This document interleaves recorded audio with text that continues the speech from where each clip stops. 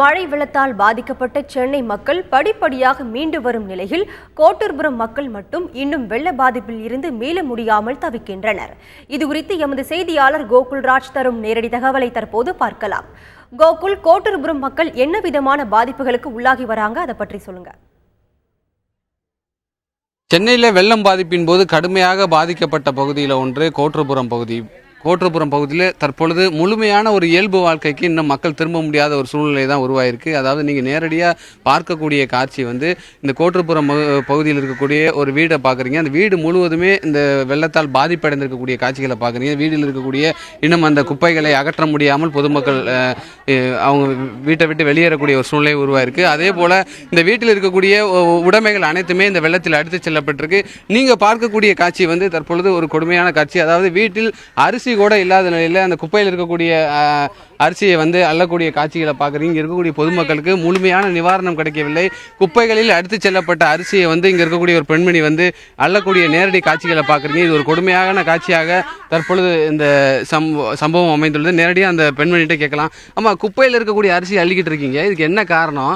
உங்களுக்கு வர மாட்டுது, அரிசி யாரும் கொடுக்கல. நேரத்துலாம் குழந்தைய வச்சுன்னு பசி மாட்டணுமா படுத்துன்னு உட்காந்து சார். யாரும் தரவே இல்லை, சாப்பாடு எதுவுமே தரதில்ல. தண்ணி கூட பக்கமே தான் எடுத்துன்னு வந்து தராங்க. இந்த பக்கம் யாரும் எடுத்துன்னு வந்து கொடுக்கறது இல்லை. நேரத்துலாம் பசி மாட்டணுமா குழந்தைங்களை வச்சுன்னு உட்காந்துனுங்க. அந்த சரி, இந்த அரிசி எதுக்கு வீட்டாக தானே போகுது, இந்த குப்பியில் இருக்கிற அரிசி எது எடுத்துன்னு ஆகலான்னு சொல்லிட்டு தான் சரி அழின்னு போகிறேன் நான். முழுமையான நிவாரணம் கிடைக்காததால் இந்த பகுதியில் இருக்கக்கூடிய மக்கள் பசியும் பட்டினியும் இருப்பதாக பொதுமக்கள் தரப்புல தெரிவிக்கிறாங்க. இங்க இருக்கக்கூடிய ஒரு முக்கியமான பிரச்சனை, இன்னும் கழிவுநீர் அகற்றப்படாது. இந்த பகுதிக்கு இன்னும் மின்சார வசதி வழங்கப்படவில்லை. மேலும் இங்க இருக்கக்கூடிய குப்பைகள் கழிவுநீர் அகற்றப்படாததால் நோய் தொற்று பரவக்கூடிய ஒரு அபாயம் இருப்பதாகவும் இங்க இருக்கக்கூடிய பொதுமக்கள் கருதுறாங்க. ஒவ்வொரு பகுதி முழுவதுமே கழிவுநீர் தற்பொழுது சூழ்ந்துள்ளது.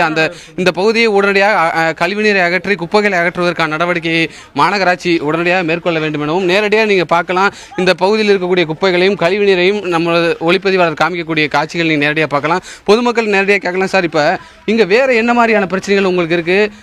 இங்க கழிவுநீர்லாம் இருக்கு, வேற ஏதாவது நோய் தொற்று இங்க ஏதாவது பரவி இருக்கா? ஏதாவது வேற இருக்கா? காய்ச்சல் ஏதாவது? உடம்பு சரியில்லாம நோய் நொடி எல்லாம் அப்படிதான் சார் இருக்காங்க. இன்னும் இந்த குப்பையெல்லாம் அகற்றாமல் அப்படியே கொசுவோட முக்கியம் சார். இன்னும் காவாயங்களாம் அதெல்லாம் க்ளீன் பண்ணாமல் எதுவுமே இருக்காங்க. கரண்ட் வசதி இல்லை, எதுவுமே இல்லாமல் எல்லாம் மக்கள் தவிச்சிக்கிட்டு தான் இருக்காங்க. ஏதாவது எடுத்துகிட்டு வந்தால் கூட அப்படியே அங்கேயே கொடுத்துட்டு அப்படியே போயிடறாங்க. யாருக்குமே எதுவுமே கிடைக்கிறதில்ல. கரண்ட்டு மெயினாக வர்றதில்லை. எல்லாமே மக்கள் தவிச்சிட்டு தான் சார் இருக்காங்க. அதாவது கோட்டூர்புரம் பகுதி மக்களுக்கு இன்னும் முழுமையான ஒரு இயல்பு வாழ்க்கைக்கு திரும்ப முடியாமல் தவித்து வருவதாக பொதுமக்கள் தரப்பில் தெரிவிக்கிறாங்க. அரசு உடனடியாக தங்களுக்கு தேவையான நிவாரணங்களையும் தங்கள் பகுதியில் இருக்கக்கூடிய குப்பைகளையோ கழிவுகளையோ உடனடியாக அகற்றுவதற்கான நடவடிக்கைகளை மேற்கொள்ள வேண்டும் என்பதுதான் கோட்டூர்புரம் பகுதி மக்களுடைய முக்கியமான ஒரு வலியுறுத்தலாக உள்ளது. நித்யா.